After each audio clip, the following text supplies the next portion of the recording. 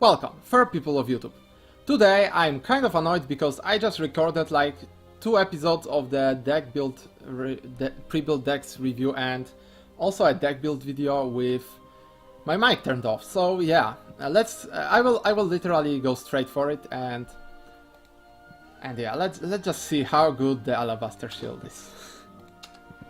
Alright, I'm over it now. So, we get the same as in every other people deck, 5 golds, 1 legendary, 1 alt art legendary and 4000 dust around, right? In this deck we don't get anything special, let me just quickly get through it. From golds we have Zoe, which is my waifu, we have Tribunal of Good and Evil, which is one of the best removals, it's a 4 mana destroy a minion, which is really good. Then we get Judge of Retribution, Sarisa and Grail, which are all kind of, well, not really played right now, except for Judge maybe, you can find it in some builds. But generally on 6 you need something better than Judge to survive in the current meta. Our legendaries are Dark Djinn and Heavenly Aegis. Heavenly Aegis will be alter arted, we'll see the art in the bottom right corner right now. And while you look at it, I will quickly go over more playable silvers, which is Lion and Sonya. They are both very viable 5-drops, but the meta of 2-drop, I mean 2 health 2-drops is over. It's now Tove and Alice buffed minions, so Lion actually doesn't clear anything. I do not recommend playing it. Gravekeeper Sonya is pretty good, I mean as long as you don't play minions you get a 5 mana 4/5 ward with immunity to spell damage. The only problem is that if you have nothing on turn 5 on the board you are probably dead already. So yeah, also not really playable in this meta. Iron Maiden, a lot of people play this actually, but most of the times people decide to play Tribunal instead. And that's of course their choice. I mean, I would play probably triple Tribunal, 1 Iron Maiden, but as long as you don't have the Tribunal of Good and Evil, you can play Iron Maiden instead. Then we get our Angel of the World, which is one of the best neutrals right now, with very versatile ping. And of course our Holy Bowman Kel, which everyone wants to play in the OTK Elena deck.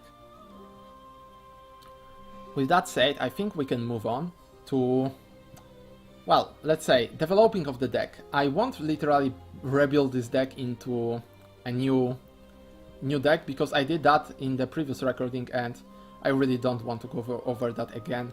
But I will give you some great tips. First of all, you want to invest in Aegis. This is the most important card for Heaven right now. Unless you want to play Lion or Elena, which are 2 other builds, you will need at least 2 or 3 Aegises.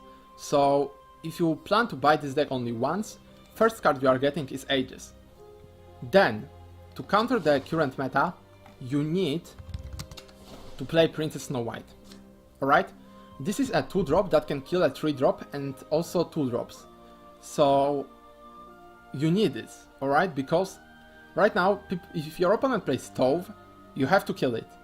And Princess Snow White is the only 2-drop, in Heaven at least, that can do that. So yeah, Princess Snow White definitely good, definitely you should play 3 copies of it. So I would invest in 1 Aegis and then 3 Princess Snow Whites after buying this deck. You can also buy this deck 2 times to have double Aegis already and just invest everything into the Princess Snow White. What you also need is, well, Themis deck, right? This is another crucial piece of every Heaven deck. 6 mana destroy all followers, you need it to come back on the board, because your early game will always be weaker than your opponent. So invest in 3 copies of it, you can get it in the previous pre-built deck of Heaven. I'm not even sure if those are still available for purchase after the patch, but probably yes. And then we need another crucial card, which is Beast Colaria. It's just a best 2-drop in the game, probably, maybe except for Tove. It's just a 2-drop that gives you insane value on turn 5, and basically you wait for 3 turns and on 5 you summon the Tiger and the Falcon, so basically a 4-drop and a 3-drop, and you have your Evo point always available on turn 5, so this is a huge swing, and you still have 5 mana to use. So you can play something like Tenko, if you are going with the Elena build, you can play Tenko on 5 after your Amulet procs, And then you can attack with Falcon, heal for 1, buff everything for +1/+1 with Elena. If you guys don't know what Elena is, let me show you. This is this amulet, and yeah, on 2 you play Beast Colaria, on 3 Elena, on 5 Tenko, and suddenly your board gets huge. So that's a pretty neat combo that I would definitely recommend looking into if you are into control decks, of course. Then, if you go full Aegis, you have most of the cards already, to be honest. You just need Themis, Princess Snow White, and everything else you can pretty much go low on, like silvers and bronzes. Like, you can play Curate, you can play Marchhurst Tea Time, you can play, what else? Definitely more Judges of Retribution if you wish so.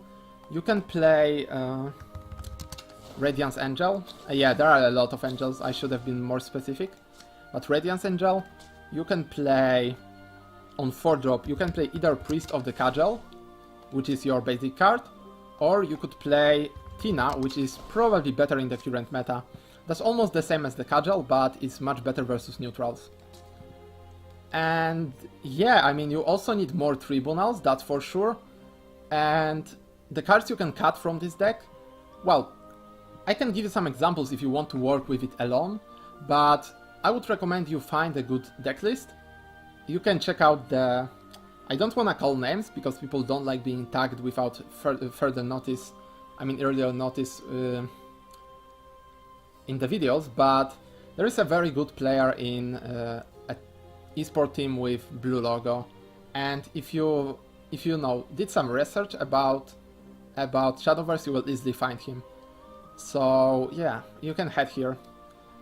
And without that, I mean, with that said, we can actually tell you what to cut. So your cuts will probably be all the offensive cards like Luxwing Reno, Kel, Angeli of the World, Damus, Veteran Tamer might stick. These two, as I said and explained, are pretty bad in the current meta, and probably Soul Collector. Well, you can keep Soul Collector if you want. This will be your first cuts, alright? These are 13 cards you want to cut at the beginning. And in this spot you want to fill with at least second Aegis, Snow White times 3, and of course Themis times 3, something like Curate times 2, and Marchhurst Tea Time times 3. After that you can fit in something like, I don't know, Tribunal of Good and Evil, right? Oh, that's a semicolon. Alright, and with that, you actually have a pretty functioning deck already. Your curve is not really welcome, because we didn't add Beast Colaria, so we'll cut a 4-drop, we'll cut Pure Healer and Veteran Tamer, and we'll add Beast Colaria. And we probably need a bit more 2-drops, right? We'll add a single copy of Naisu. Now, is that how you spell it? Yes. Yeah, and with that you have actually a functioning deck without investing that much into the Heavencraft. So if you buy this pre-built like 2 times, you will have more than enough dust for all you need, except for maybe legendaries, because this is kind of expensive. But my general conclusion about this deck is you are better off buying the Wonderland Dreams packs for this amount of dust. Like, I mean, for 500 crystals, because I believe that's how much the pre-built will cost, at least for the first copy, and then 750 for every other, you can buy 10 packs over 10 days, or 15 packs over 15 days, right? If you buy this deck a second time. So that's actually a pretty good shot at getting a legendary. In this deck you will get 2 legendary, but 1 you cannot disenchant and is too good to be disenchanted. And Dark Djinn, it feels bad to buy a pre-built deck just to get dust or Vials. If you are looking for Vials, I do recommend you get packs and just, you know, play the game. Don't pay for the packs additionally. Get yourself something better, something that you only can get with money, like some of the leader's skin, or you know, maybe invest in the longer time by buying daily packs that you can get for 50 crystals every day 1. And yeah, with that said guys, this is the conclusion of well, pre-built analysis. So hopefully I gave you some insight, hopefully you know a bit better what you want to buy now. And if this is the first video you are watching from this series, I do recommend you check on my channel. Like 6 previous videos were actually all about this series. I haven't put them in a playlist, maybe I will, but I'm not sure yet. Because they are pretty random. I mean, yeah, I guess I could put them in the playlist of other videos, or I don't know, but whatever. And with that said, guys, thank you very much for sticking with me through the series. I do appreciate all the views and likes. And with that said, peace out.